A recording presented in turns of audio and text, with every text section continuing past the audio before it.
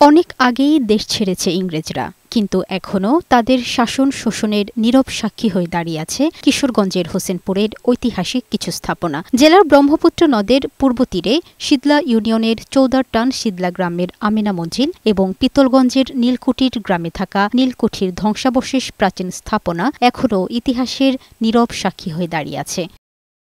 ১৭৩০ থেকে ১৭৬০ খ্রিস্টাব্দে east India company এই অঞ্চলে গড়ে তোলে রেস্ট হাউস ও নীলকুঠি। এখানে সাহেবরা থাকতেন, পরিচালনা করতেন নীল চাষ আর স্থানীয় কৃষকদের ওপর চালাতেন নির্মম শোষণ নিপীড়ন। সময়ের সাথে সাথে এসব ঐতিহাসিক স্থাপনা আজ ধ্বংসের দ্বারপ্রান্তে। রক্ষণাবেক্ষণের অভাবে ধসে পড়ছে জরাজীর্ণ ভবনগুলো, হারিয়ে যাচ্ছে ইতিহাসের দলিল। ইংরেজরা একসময় আমাদের যে কৃষকরা আছে তাদেরকে ধরে এনে প্রচন্ড মারপিট করতো এবং মারপিট করে নীল চাষের জন্য বাধ্য করাতো। এই নীলকুঠিকে সংস্কার করা হোক, ভবিষ্যৎ প্রজন্ম যেন বুঝতে পারে যে ইংরেজরা আমাদের এই হোসেনপুরবাসীকে নীল চাষ করতে কিভাবে বাধ্য করত।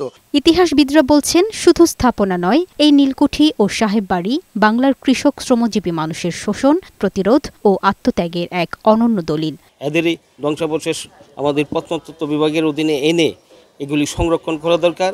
এর মাধ্যমে আমাদের ছেলেমেয়েরা এর ইতিহাস সম্পর্কে জানতে পারবে। ধ্বংসের দ্বারপ্রান্তে দাঁড়িয়ে নীলকর সাহেবদের রেস্ট হাউস এবং তাদের আবাসিক ভবন দেখতে এখনও দূর দূরান্ত থেকে ইতিহাস ঐতিহ্য প্রেমিক বিভিন্ন বয়সের কৌতূহলী নারী পুরুষ ছুটে আসেন। লামিয়া আক্তার, বৈশাখী সংবাদ।